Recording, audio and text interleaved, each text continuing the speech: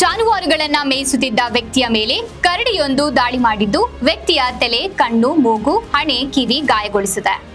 ಚಿತ್ರದುರ್ಗ ಜಿಲ್ಲೆಯ ಚಳ್ಳಕೆರೆ ತಾಲೂಕಿನ ಓಬಳಾಪುರ ಗ್ರಾಮದಲ್ಲಿ ಈ ಘಟನೆ ನಡೆದಿದೆ. ಕರಡಿ ದಾಳಿಗೊಳಗಾದ ವ್ಯಕ್ತಿ ಓಂಕಾರಪ್ಪ ಎಂದು ತಿಳಿದು ಬಂದಿದ್ದು, ಚಳ್ಳಕೆರೆ ತಾಲೂಕಿನ ಗಡಿ ಗ್ರಾಮದ ಹತ್ತಿರ ಈ ಘಟನೆ ನಡೆದಿದೆ.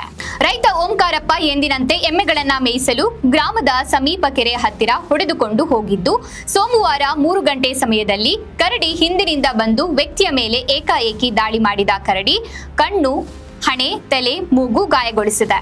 ಓಂಕಾರಪ್ಪ ಕಿರುಚುವ ಶಬ್ದವನ್ನ ಕೇಳಿ ಅಕ್ಕಪಕ್ಕದಲ್ಲಿ ಜಾನುವಾರುಗಳು ಮೇಯಿಸುತ್ತಿದ್ದ ಜನರು ಹತ್ತಿರ ಬಂದು ನೋಡಲಾಗಿ ಕರಡಿ ಜನರನ್ನ ನೋಡಿ ಓಡಿ ಹೋಗಿದೆ. ಗಾಯಗೊಂಡಿದ್ದ ಓಂಕಾರಪ್ಪನನ್ನು ಚಳ್ಳಕೆರೆ ಸಾರ್ವಜನಿಕ ಆಸ್ಪತ್ರೆಗೆ ಕರೆದುಕೊಂಡು ಬಂದು ಪ್ರಥಮ ಚಿಕಿತ್ಸೆ ನಂತರ ಚಿತ್ರದುರ್ಗ ಜಿಲ್ಲಾ ಆಸ್ಪತ್ರೆಗೆ ರವಾನಿಸಲಾಗಿದೆ.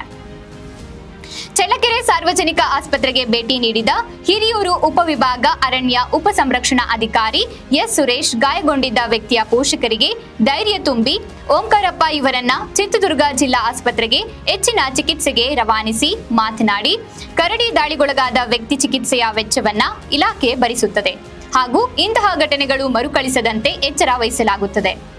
ಗಡಿ ಗ್ರಾಮದ ಗ್ರಾಮಸ್ಥರು ಎಚ್ಚರದಲ್ಲಿ ಇರುವಂತೆ ಮನವಿ ಮಾಡಿದ್ರು. ಈ ಸಂದರ್ಭದಲ್ಲಿ ವಲಯ ಅರಣ್ಯಾಧಿಕಾರಿ ಬಹುಗುಣ, ವಸಂತ್ ಕುಮಾರ್, ಅರಣ್ಯ ಸಂರಕ್ಷಕ ರಾಜೇಶ್ ಇದ್ರು.